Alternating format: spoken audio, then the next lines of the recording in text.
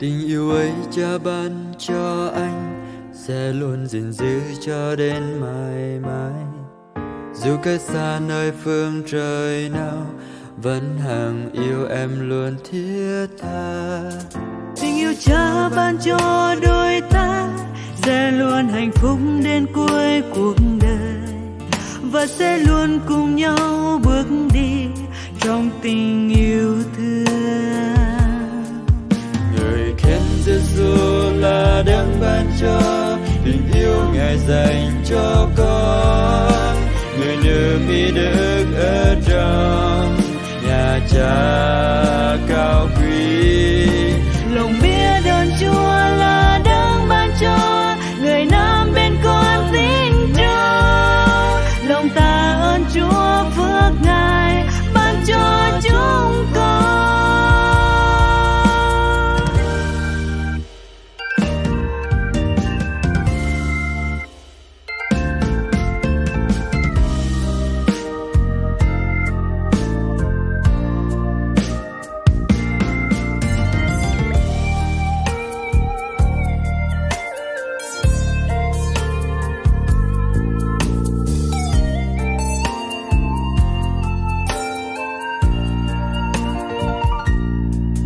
Tình yêu ấy Cha ban cho anh sẽ luôn gìn giữ cho đến mãi mãi.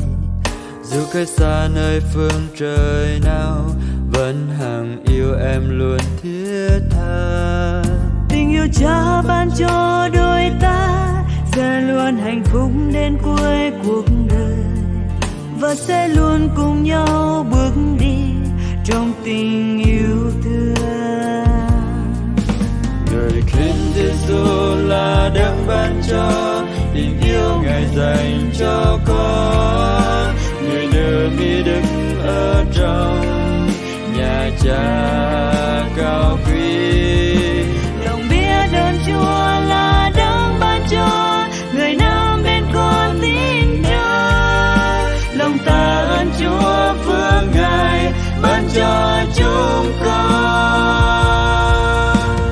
Sẽ yêu thương người mãi suốt cuộc đời cày nước Chúa thôi. Vì Ngài hằng luôn trần gian đời con. Người khen Giêsu là đấng ban cho tình yêu Ngài dành cho con. Người nữ mỹ đức ở trong nhà Cha cao quý.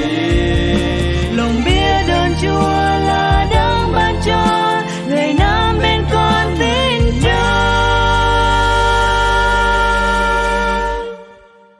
Lòng tạ ơn Chúa phước Ngài ban cho chúng con. Lòng tạ ơn Chúa phước Ngài ban cho chúng con.